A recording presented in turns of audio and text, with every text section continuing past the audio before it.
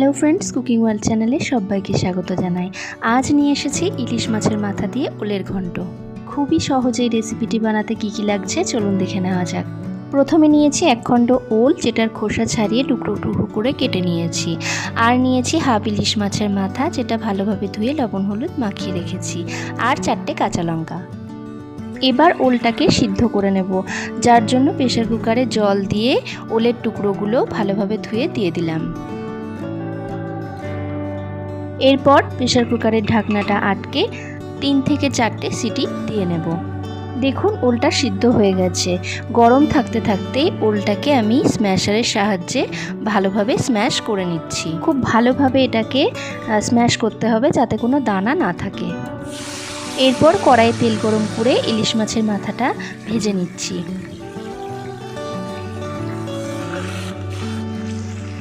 দেখুন মাছের মাথাটা দুপিটি খুব ভালোভাবে ভাজা হয়ে গেছে। এবার এটা তুলে নিচ্ছি। ওই তেলেই দিয়ে দিলাম হাফ চামচ কালো জিরে ফোড়ন। ফোড়নটা হয়ে এলে দিয়ে দিচ্ছি 4টে কাঁচা লঙ্কা বাটা আর হাফ চামচ জিরের গুঁড়ো।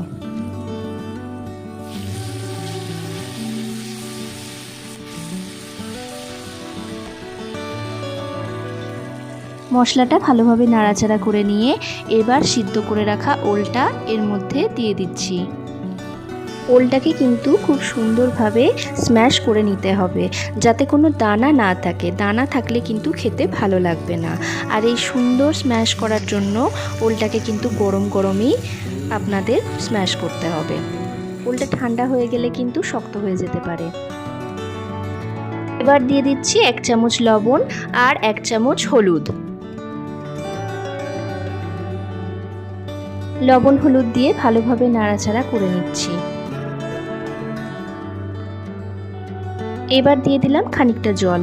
জল না দিলে কিন্তু ওলের সাথে মশলাটা ভালোভাবে মিশবে না। এরপর কিন্তু খুন্তি দিয়ে এইভাবে ভালোভাবে নাড়াচাড়া করে দিতে হবে। আমার নতুন বন্ধুদের বলি, যারা আমার চ্যানেলটি এখনও সাবস্ক্রাইব করেননি তারা অবশ্যই সাবস্ক্রাইব করে দেবেন আর পাশে থাকা বেল আইকনটি অবশ্যই প্রেস করবেন।